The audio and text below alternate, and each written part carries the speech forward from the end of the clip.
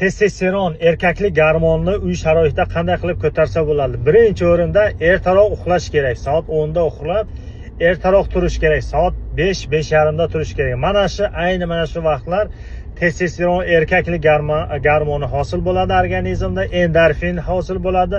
Bular ham juda kayfiyatni yaxshi ko'taradi. Endorfin, testosteron gormon bu yotib turish, jinsiy aloqaga yordam beradigan gormon. O'shani vaqtini cho'zadigan, xohish ko'taradigan jinsiy aloqaga mana shu gormon hammasini upravlat qiladi. Mana shuning uchun gormon past bo'lgandan keyin jinsiy aloqa ham past bo'lib ketadi.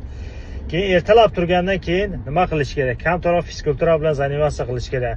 Prisidaniya, o'tirib turishlarni qilish kerak. Press yoki ertalab turib yugurish kerak. Kamroq aqallan 15-20 minut yugurish kerak. Chunki bahor keldi. O'sha havo yaxshi, issiq.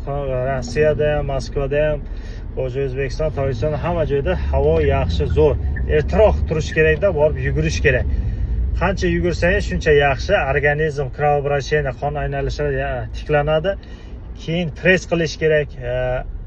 Vaznda, agar sizning vazningiz og'ir bo'lsa, 80-100 kilo, 120 kilo odamlar bor, bolalar, yosh bolalar, o'sha testosteron tushirib yuboradi. Odam semirib ketsa, estradiol, ya'ni jenskiy gormoni, ayollarning gormoni erkaklarning ichida ko'payib ketadi, organizm ichida. Mana shuning uchun semirmash kerak, harakat qilish kerak, qorindagi yog'larni yo'qotish kerak.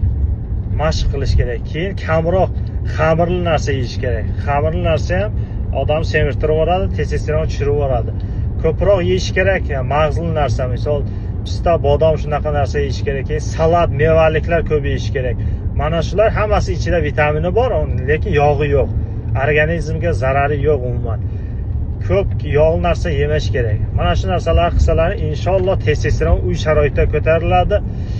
Ayollaring ham sizlardan rozi bo'ladi. Rahmat, sog' bo'linglar. Mana shu narsalarni qilinglar, o'z fikrlaringizni yozib qoldiringlar.